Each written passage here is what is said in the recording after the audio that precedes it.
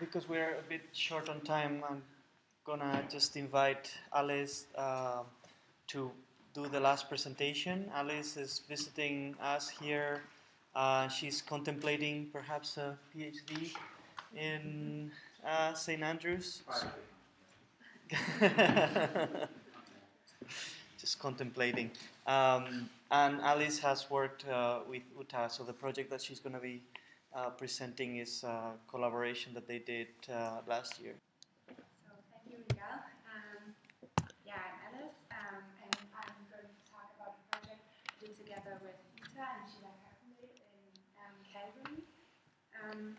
Yeah, so I'm moving now from museum and exhibition spaces to libraries that are also, a place where a lot of exploration of information happens. And the main message of this talk is that serendipitous discoveries of books can be facilitated through information visualization by leveraging personal factors of the information seeker.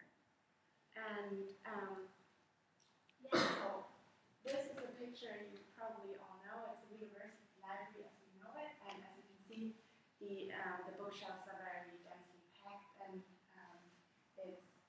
you can walk across the shelves and look for a book there. But what libraries are doing nowadays is move from these dense bookshelves to more open spaces where people can actually meet and study rather than just like look for books. But what people are facing then is instead of having the books present where you can walk the shelves and explore there, they are facing these digital interfaces, which are quite great when you know what you're looking for, but can be very frustrating if you actually just want to explore and get a feel of what is there and get inspired by the collection. So we were thinking about how could you support open-ended exploration and serendipitous discoveries within digital library interfaces. And what I will show you later is this interface we designed, the Bohemian bookshelf, that kind of tries to do these things.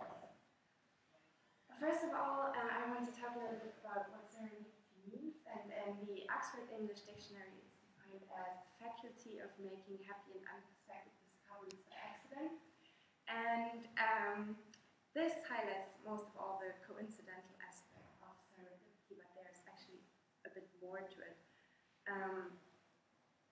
People who've done research on serendipity have found that personal factors of the information seeker, such as knowledge, open-mindedness, and perseverance, actually help to people to make these serendipitous discoveries.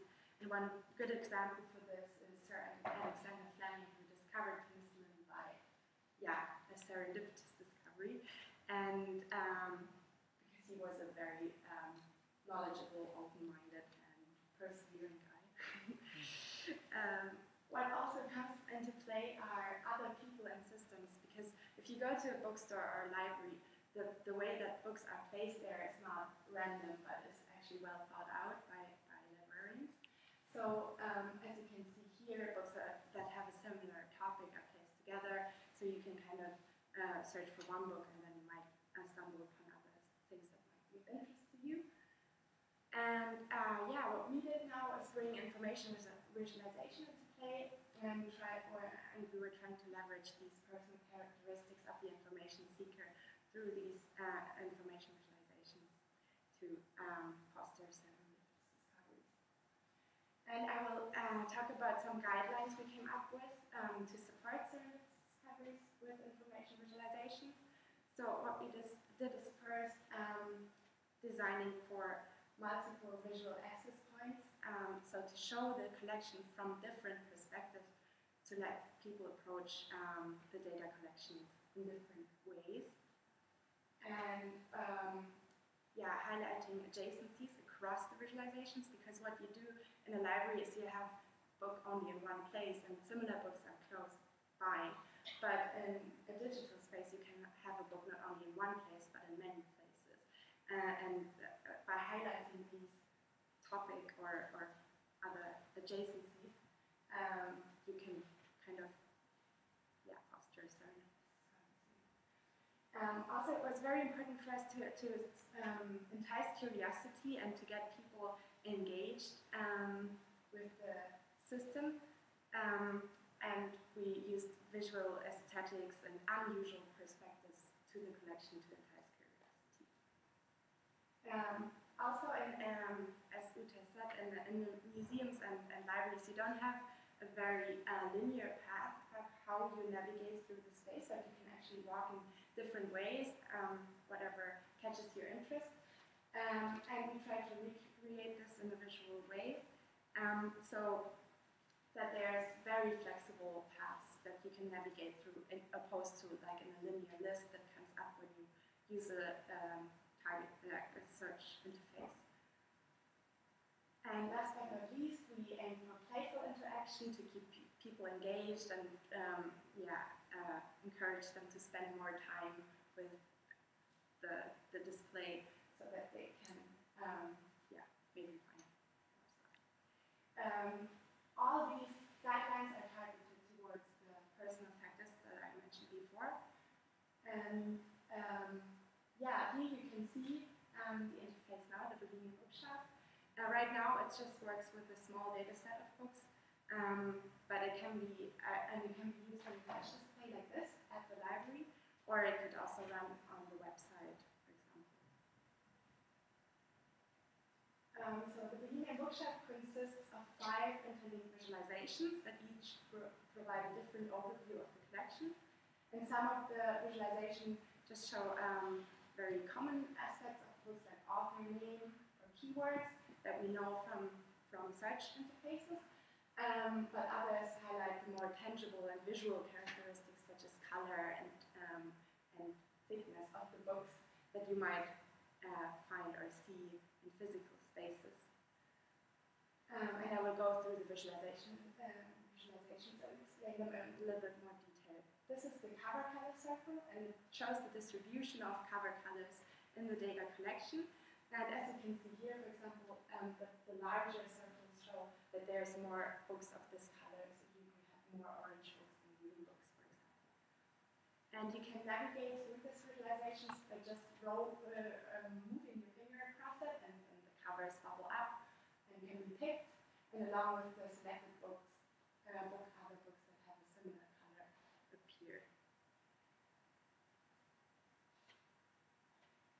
Second visualization is the keyword chains visualization, and it shows the keywords of a book. So the selected book is shown in the center, and all its keywords form around it, and they each form a connection to a book that has the same keyword associated. So and the chains can be stretched out to make it easier to read. And once you select a adjacent book, it moves to the center, and the new keywords form around it.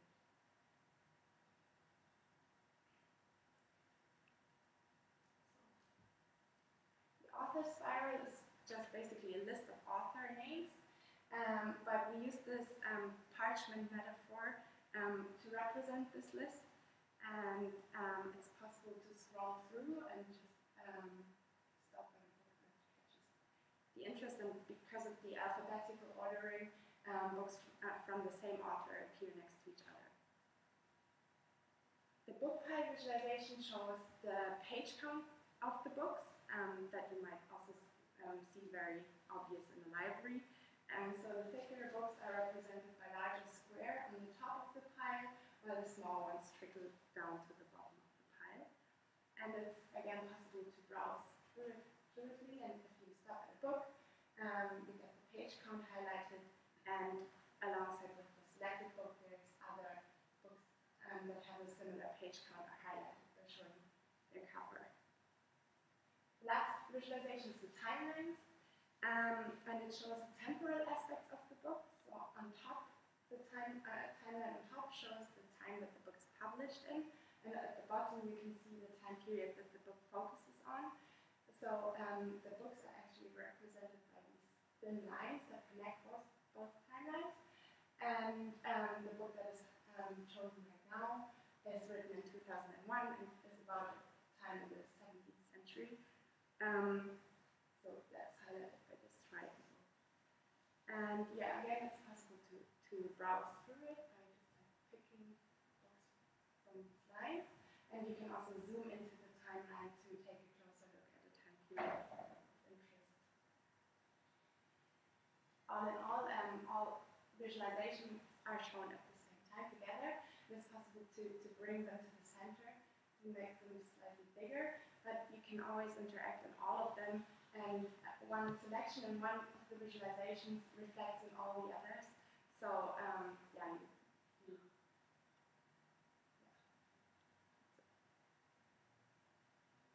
we deployed the Bohemian Bookshelf at the University Library in Calgary, and we interviewed people that spontaneously choose to walk up to the display and interact with it and ask them about their experiences with the Bohemian Bookshelf.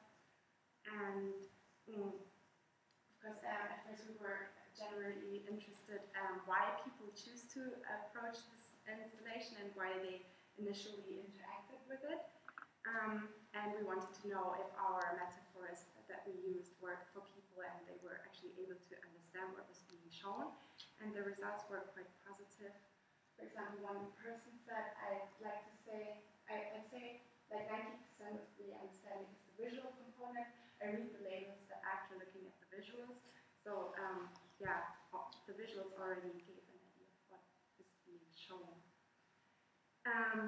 People really like having all the visualizations at the same screen and having multiple access points to the data collection.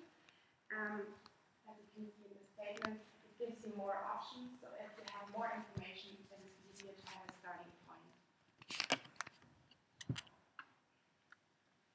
We also found that preferences towards visualizations really varied between people. They were very different. Some people really like these more tangible and playful approaches of book pile and cover color circles, while others really like the analytic visualizations, like the timeline more. So it was really diverse. This person, for example, stated, I'm sure each element works different for different people. I like having them all together. It kind of promotes curiosity. Yeah, the adjacencies that were shown in the visualizations help people to see relations between the books and follow up on areas of interest. For example, as this person said, the Bohemian Bookshelf is a cool tool to discover something new through different associations. And especially people commented a lot about how the interface is very pleasant to look at, and especially the covers and the colors evoke their curiosity. For example, this statement is, first of all, the Bohemian Bookshelf catches interest. I don't know what the cover color circle is for exactly, but it makes it more interesting. And then if you stumble upon something, you might want to read it, and that's a good way to get people to actually want to read. Yeah, we could observe people really using this visual overviews to steer their explorations. People were focusing on one or two or three visualizations and switching back and forth between them. And for example, we could observe people clicking on outliers in the visualizations. For example, that biggest book in the collection that you wouldn't find in a library, or you wouldn't necessarily know which one that would be. But also the adjacencies, especially in the keyword chains, visualization acted as signposts and guided people through the collection, so they were following up on keyword connections a lot. This person said the current way of searching for a book is you have to know what it is or just browse through an alphabetical author list, but with the Bohemian Bookshelf you can kind of branch off by keyword and find similar books on the same topic.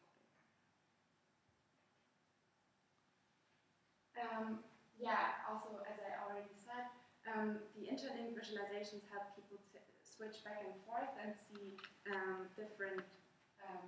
go into different directions from one visualization to the other. Yeah, last but not least, people really like the playful approach of the Bohemian bookshelf, and a lot of people commented on how it is very fun to use. Yeah, so this person, for example, said you have the touch screen with all the different covers that open up, and you can just pick them. That's sort of like browsing. It's more satisfying than sitting on a computer and clicking through a whole bunch of stuff. Yeah, of course, we were also curious if people actually made serendipitous discoveries using the Bohemian bookshelf, and the answers were surprisingly positive. People were not only able to say, or a lot of people, without telling them the purpose, said that how it would be a good tool to discover new things. For example, this person generally said, I think that the Bohemian bookshelf would be a good way of finding new books. You get to see more different books that you might find interesting later, which you would otherwise never see because you wouldn't be looking for them. But also, a lot of people reported actual books that they found in the interface that they would like to check out from the library, and explained how they found these books. For example, this person said, I had no expectations, and I just saw an author name that seemed familiar to my language, and then I thought, well, why not check it out? But comments like, yeah, I picked my favorite color, I picked pink, and then I found a book that I liked, were very common too. Yeah, in the future, it would, of course, be interesting to run a long-term study with this interface to see if the novelty effect wears off, or if people actually change their search behavior, if such an interface is around for a longer time. And it would be interesting to integrate this interface that is right now just for open-ended exploration with some means of targeted search, so people can narrow down the collection to a special topic area of interest. And it would also be possible to integrate different visualizations, because this is just an example, or 5 examples that we designed, but there's way more that could be done. And also extend the guidelines that we developed to other data sets like music collections or video collections that could really benefit from open-ended exploration and serendipitous discoveries too. Yeah, thank you very much for your attention. You can check out the Bohemian